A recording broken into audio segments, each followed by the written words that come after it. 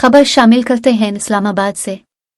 शहबाज शरीफ का कहना है कि इमरान खान ने किस तरह पाकिस्तान को बदनाम किया, किस तरह पाकिस्तान के वकार को खाक में मिलाने की कोशिश की गई।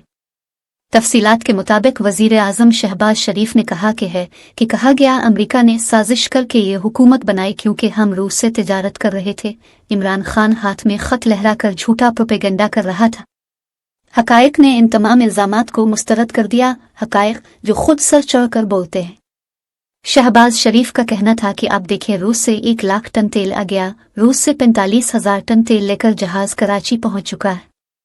किस तरह 8 से 9 माह कौम का वक्त बर्बाद किया गया, कौम को तकसीम किया गया और उसके अंदर जहर गिवला गया कि मेरी हुकूमत अमेरिका से हटवाई गई। उन्होंने कहा कि पाकिस्तान को इस वक्त ज़र मुबादला की ज़रूरत है, मुल्क में इस वक्त महंगाई कम करने की ज़रूरत है और आम आदमी को रिलीफ देने की ज़रूरत है।